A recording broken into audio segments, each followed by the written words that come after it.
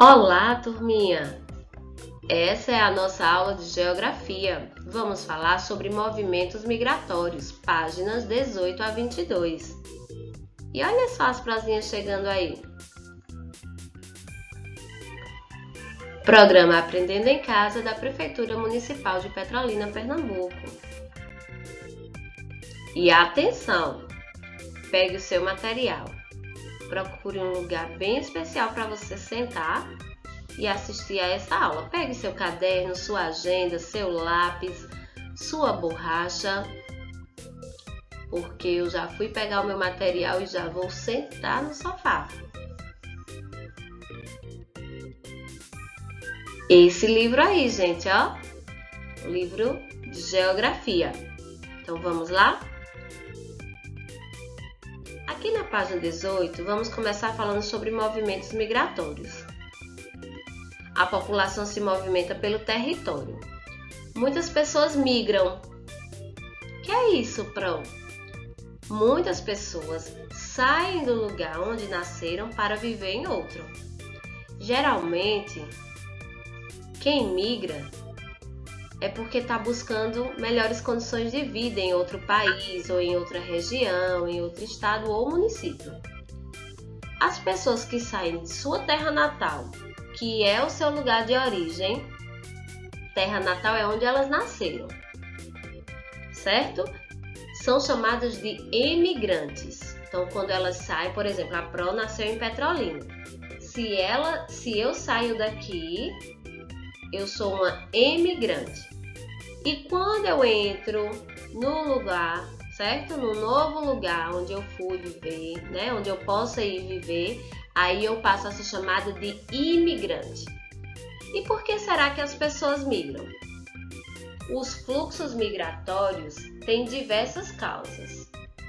Então, fluxo migratório é um termo utilizado para se referir aos movimentos de emigração e imigração entre diferentes territórios. Nada mais é, gente, do que o movimento das pessoas indo e voltando, né?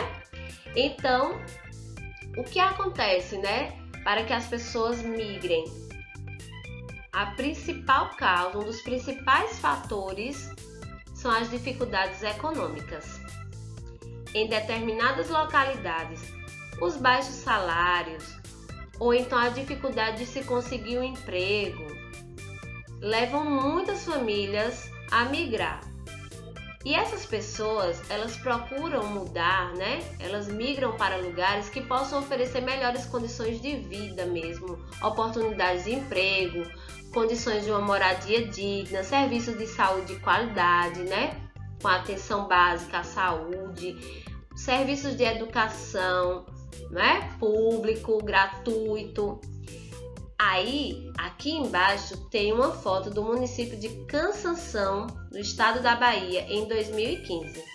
E todo mundo sabe, nós vivemos na região Nordeste, nós sabemos que a nossa região é marcada por longos períodos de seca. E isso faz com que muitas famílias, muitas pessoas migrem, ou seja, saiam dos seus locais de origem e procurem novos lugares para viver.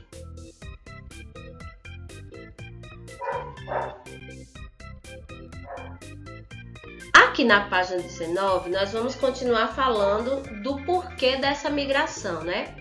Além desses fatores que a Pro já falou, nós também precisamos pensar nas adversidades que são causadas pela própria natureza, né? Como os tsunamis, os terremotos, né? Os furacões.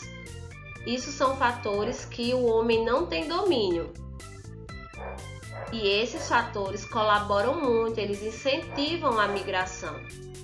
Então, algumas regiões são sujeitas, né, a longos períodos de seca e outras sofrem com muitos fenômenos naturais, né, que a Pro já falou, terremotos, furacões, tsunamis.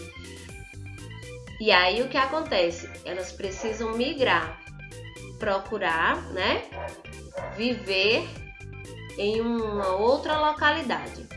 Em 2010, houve um terremoto no Haiti, certo? O Haiti é localizado na América Central. Isso causou muitas dificuldades à população. Milhares de haitianos migraram em busca de uma vida melhor em outros países. E aqui está, ó, gente, imaginem.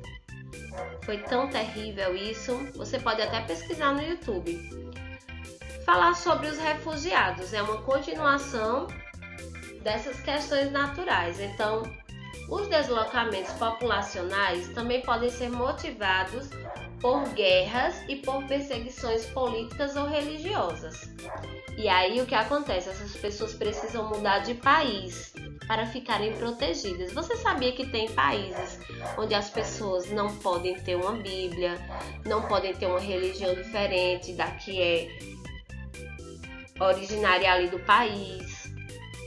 E aí, para se evitar, para poupar a vida, essas pessoas mudam, elas procuram segurança em outros países. Por isso elas são chamadas de refugiadas. Recentemente, conflitos armados na Síria, país localizado no continente asiático, levaram milhares de famílias a se refugiar em países vizinhos e de outros continentes. Que coisa, né, gente? A migração, ela pode ser externa e interna.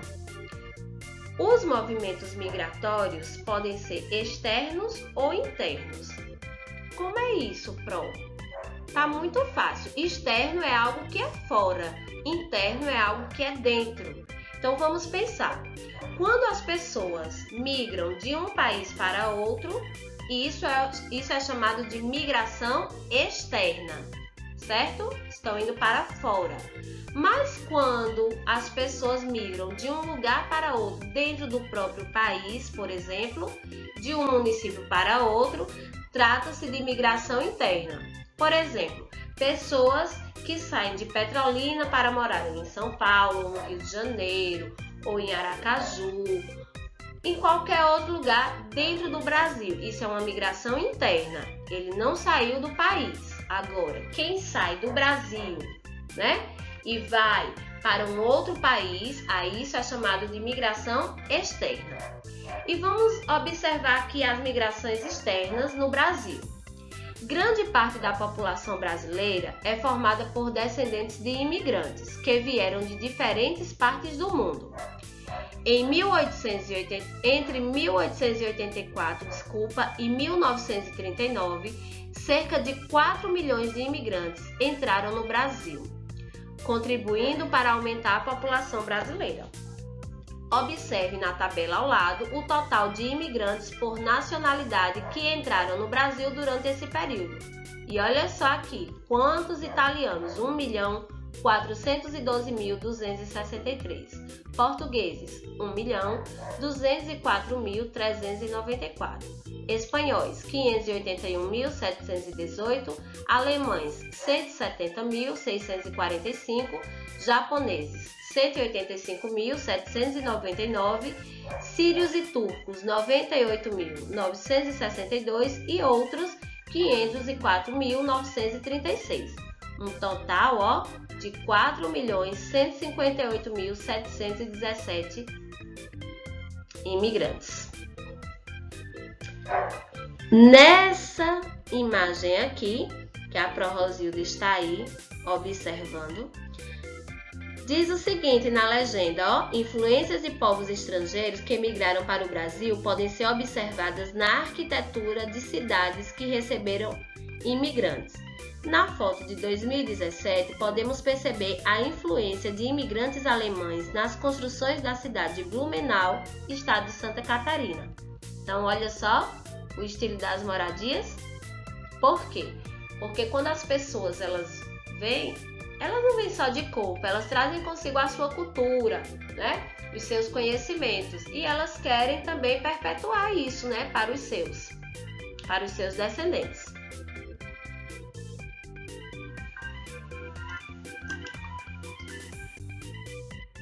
Aqui na página 21, é interessante a gente compreender que atualmente, ainda que o fluxo seja menor, muitos estrangeiros têm migrado para o Brasil. É o caso de coreanos, chineses, bolivianos, paraguaios, portugueses, moçambicanos, angolanos, além de sírios e haitianos.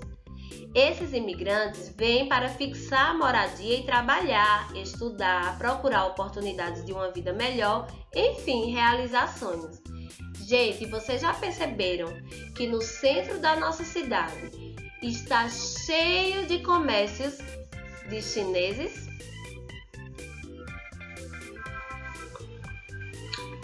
E isso é um bom exemplo, né? Na nossa cidade nós vemos isso claramente. Mas a gente também precisa entender que muitos brasileiros também emigram. Muitos brasileiros saem do Brasil para irem morar fora. Então, da mesma forma que o Brasil recebe imigrantes, milhares de brasileiros também emigram. Isto é, vão embora para outros países, saem do Brasil. Geralmente, eles vão em busca de melhores oportunidades de emprego e de educação. Os Estados Unidos são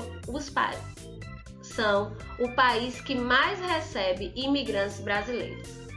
Em 2015, de acordo com estimativas do governo do Brasil, cerca de 3 milhões de brasileiros viviam no exterior. E desses 3 milhões, metade vivia nos Estados Unidos. E os brasileiros que vivem lá nos Estados Unidos trabalham nas mais diversas funções. Em razão do número grande que existe de brasileiros lá, então já existem muitos restaurantes especializados em comidas brasileiras, né? E até jornais publicados em língua portuguesa. E olha um fato curioso, no primeiro domingo de setembro, a comunidade brasileira se reúne para comemorar a independência do Brasil, certo? Sempre no primeiro domingo do mês de setembro. E esse evento é chamado de Brazilian Day, certo? Que é o Dia Brasileiro. E aí eles vão, e muitos artistas brasileiros vão para lá fazer shows, né? E eles ficam lá, é tipo uma avenida e a rua é chamada Little Brasil.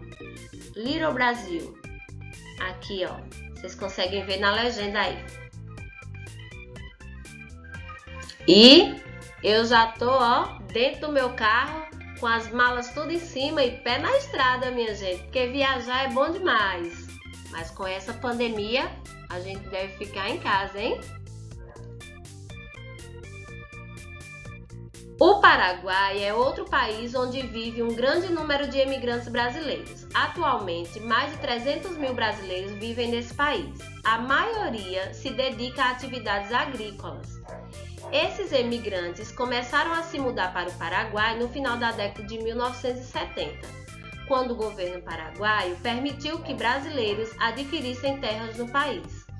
Esses imigrantes são conhecidos como brasiguaios, porque é uma mistura, né, gente, de brasileiros com paraguaios. E aqui você vai responder a essas questões. Qual é a diferença mesmo entre imigração e imigração? Você vai observar o gráfico e responder. Que informações esse gráfico apresenta? E que país tinha o maior número de imigrantes nesse período? E o menor número de imigrantes? Observe, responda com atenção. Não largue a atividade até terminar. Se tiver dúvida, assiste tudo novamente. Parabéns por ter assistido toda a aula. Você é muito inteligente. Nota 10. E até a próxima aula. Tchau, tchau.